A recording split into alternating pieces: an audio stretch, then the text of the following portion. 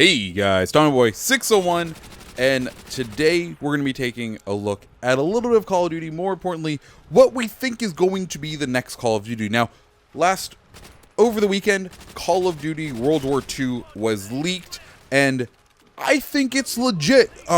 After the weekend kind of developed, we've seen a couple of really kind of things that have hinted to the fact that is real.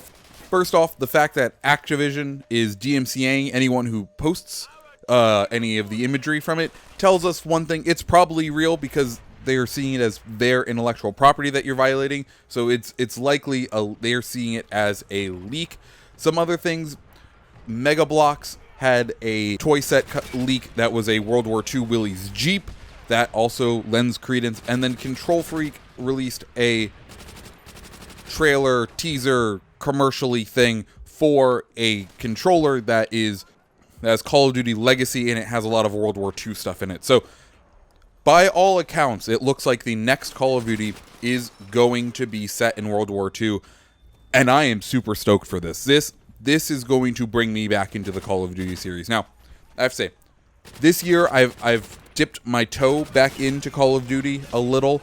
I have been playing a lot of Modern Warfare Remastered. I gave Activision a little more money than I should have just in order to play COD 4. I played through Infinite Warfare, didn't like it. COD 4 was my jam. I got 10th Prestige when it originally came out. I am loving Modern Warfare Remastered. And that's the thing. In order to win back fans like me, they need to go back to boots on the ground. I never liked the jumping around, hyper movement, Titanfall, jetpack running, sprintingness that Call of Duty evolved into, and that's why I left the series. I ended up going and finding a lot more love in games like Battlefield, and for Call of Duty to come do this, it's seriously winning me back over. Now, the gameplay you're going to see a little bit of some COD World at War, the last Call of Duty game. I hopped on today. There's 200 people still playing that game currently on Xbox, guys. 200 people.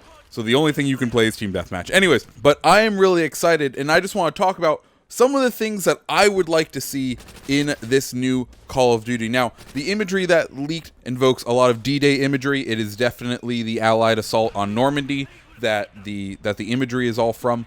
So I would suspect that we are going to get a D-Day level, which is going to be awesome in the current generation. Like, we haven't had a D-Day assault, and I don't know how long, but it's been forever, and I cannot wait to see how gorgeous it's going to look. Now, that being said, I hope the campaign is not just the American British advanced through occupied France and later into occupied Germany. Like, I really do hope that this is a globe-trotting campaign. The greatest thing ever would be if they focused on all of the campaigns. If we got to visit a lot of the different armies. So if we fought as the British in Africa against Rommel, we fought as the Americans in occupied France, we fought as the Russians in Stalingrad, and then got and pushed through like the Battle of Kursk and like all of those great, amazing World War II battles. And then also if we could play the Marines island hopping, like if they decided to go for an all-encompassing kind of campaign, I would be so hyped. I don't feel like they're going to, but it would be super awesome. It would make the thing an instant buy. Like, it's already going to be an instant buy for me, pretty much. I'm going to get this Call of Duty on release, and I haven't said that since, like, Modern Warfare 3, and I ended up being super disappointed. Anyways, I haven't said that since Modern Warfare 3, and just going back to World War II has already won me over, and I'm already deciding to pick up this game. As far as multiplayer goes, there is going to be a ton of weapons to choose from. World War II is the largest conflict ever to take place, and pretty much every country was involved, whether they liked it or not. They might not have been directly involved in the fighting, but their manufacturing was most likely being put towards someone's war effort, and therefore there is a lot of crazy weapons out there. Here's looking at you, the Germans, who just threw money at R&D and were like, oh, let's try this, let's try that, let's try this. There is going to be a ton of crazy weapons, and that lends itself well to Call of Duty's current secondary revenue stream, which is its supply drops. Now, I don't know if you guys know this, but Call of Duty moved to that supply drop model, and on the last earnings call for Activision, they revealed that Black Ops 3 supply drops have made more money than Infinite Warfare did this year.